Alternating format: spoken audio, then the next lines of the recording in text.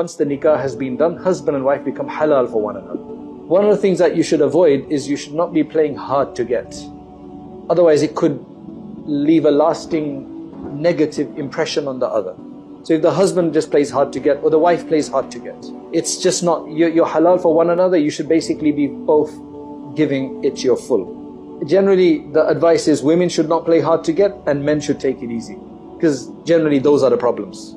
Obviously when somebody is still a relative stranger, you may be a bit uncomfortable how far we can go. And of course there's the natural inhibition, the natural haya that somebody has. You don't expect on the first day just to reveal it all, as they say, right?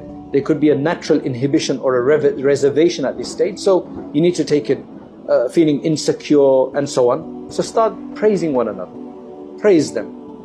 Make it easy for them, make it comfortable for them. These are specific sunnah recommendations for this night. There's a hadith related by Imam Tabarani which says that the couple should offer 2 rakats of prayer together in congregation.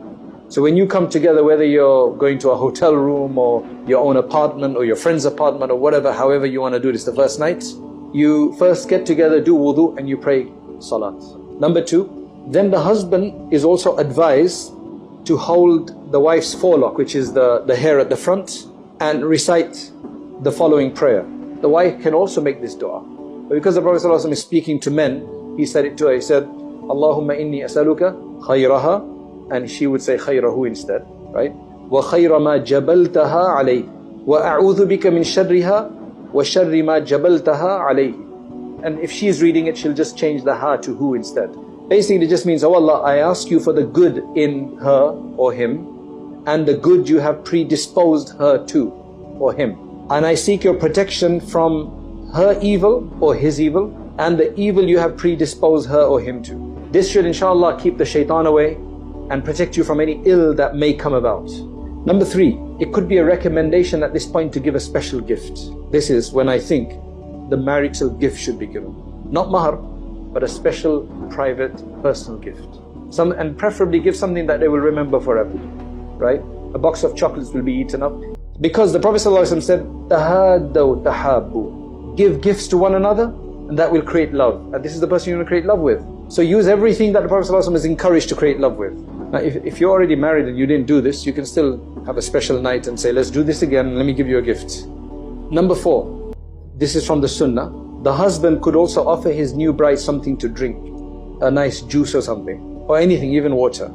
Okay, number 5, this is where nobody else should be there afterwards obviously, because if they decide to get intimate and make love, the couple then should first recite the dua, special dua, which is Bismillah, Allahumma jannibna shaitan wa jannibi shaitana ma razaqtana. You should memorize this dua. It is very important because remember, this is all about the big idea of marriage, which is to produce children and the next generation. And you want to make sure you do everything right to produce the best children. Shaitan is there to cause problems right from the beginning. So what this dua means is, in the name of Allah, oh Allah, distance us from the Satan, and distance Satan from what you have granted us. So we don't want our child to be affected by the shaitan as well.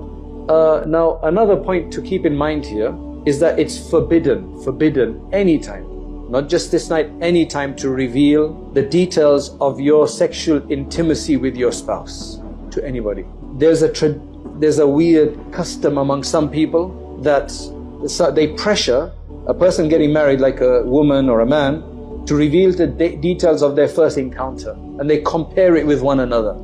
Totally haram and wrong.